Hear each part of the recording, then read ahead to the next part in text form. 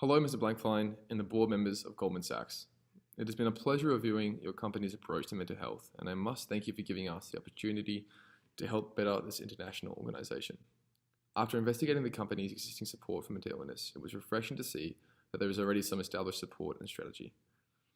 There certainly seems to be a firm support network, both financially through compensation packages for struggling employees and a degree of social support by attempting to implement a harmonious workplace.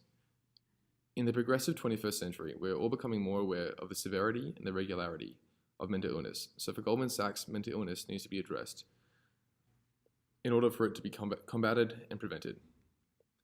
We must introduce new strategies for both short and long-term treatment. The implementation and establishment of such strategies can only be a benefit for the business, socially and financially.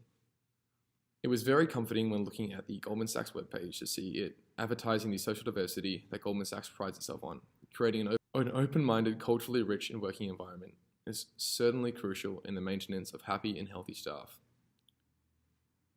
There were multiple standout topics and statements on the website, such as, our people are our most valuable asset and they come from all academic, ethnic and social backgrounds.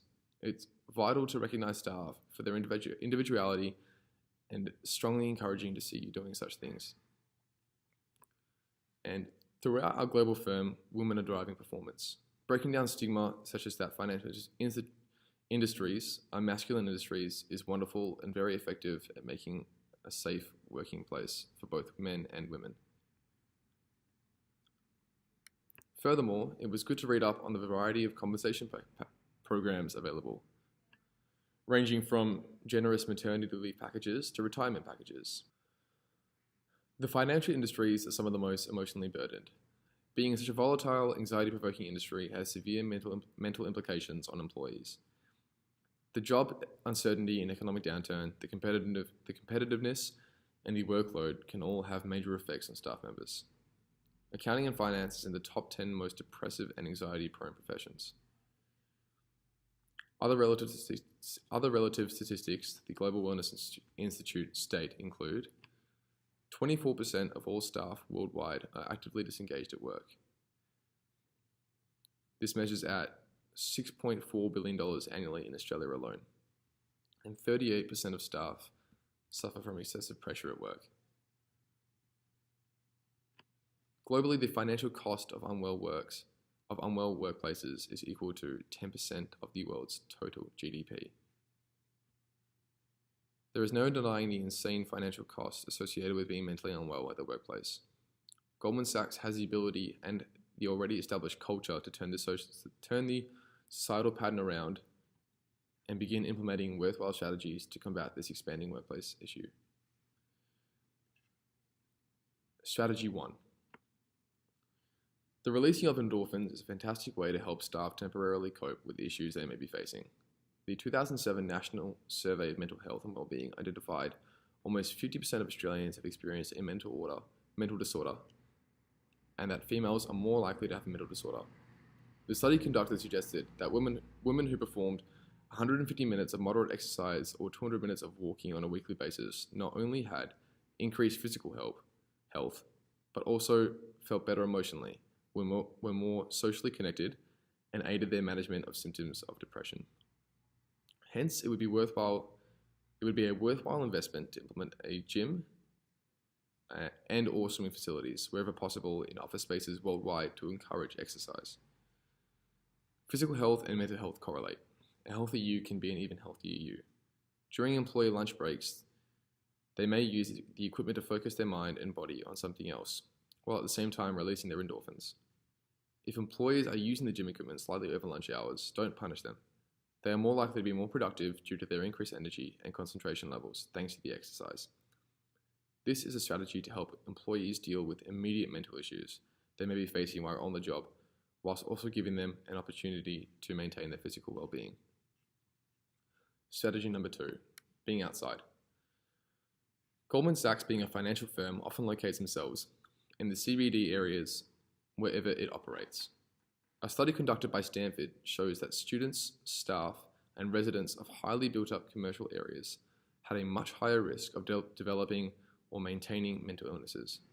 In fact, it was found that those who isolated themselves in urban spheres were 20% more likely to develop anxiety disorders and had a 40% higher risk of mood disorders.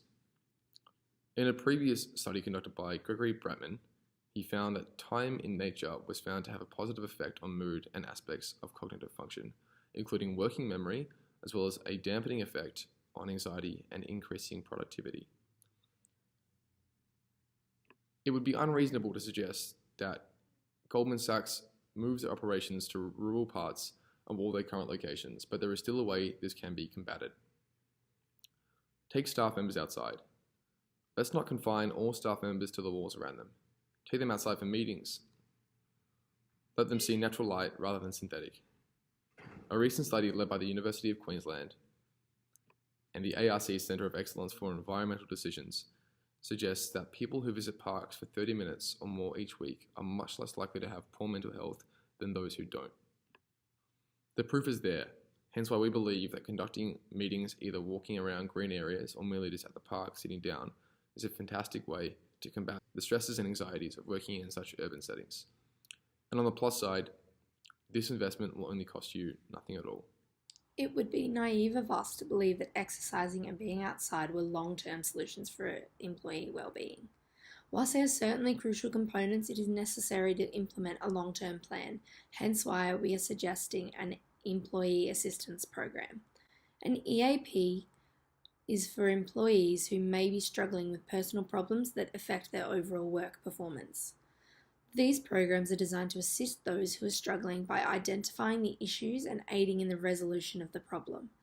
The personal problems could be, but are not limited to, marital, financial, family-related, and substance abuse. An EAP is outsourced from another company, where there are trained professionals that can assist and even write referrals to healthcare professionals. Although an EAP will cost the company some money, it is a free benefit for employees. The program makes good sense business-wise, as healthier and happier employees are more productive and reliable. We believe the incorporation of an EAP would benefit Goldman Sachs, as in such a stressful environment, support is needed for those who are struggling with personal problems that may plague their mind and distract them in the workplace. The Centre for Prevention and Health came to the conclusion that employers are losing between $79 and $105 billion due to mental health and substance abuse issues per year. As the leader at Goldman Sachs, incorporating more employee wellness programs can lessen the costs incurred from mental health related issues. Judith Moring, lead psychiatric consultant from the Priory Fenchurch Wellness Centre, states that costs from presenteeism is costing corporate businesses twice as much as absenteeism.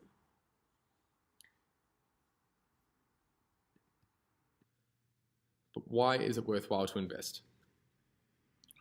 Implementing strategies shouldn't be seen as an expense to Goldman Sachs. It truly is an investment and a very worthwhile one as well.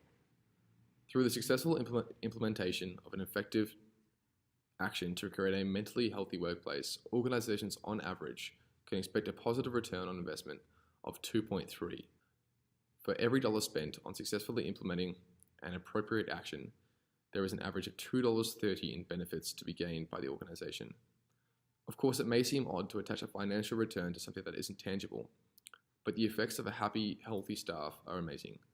As staff feel more stabilized, they will firstly go to work more, that is, not have as many sick days, which is costly to the productivity and financial return of the business, and presenteeism levels will drop, which means you won't be paying staff who are merely sitting at their desk, unable to work because their focus is on their mind.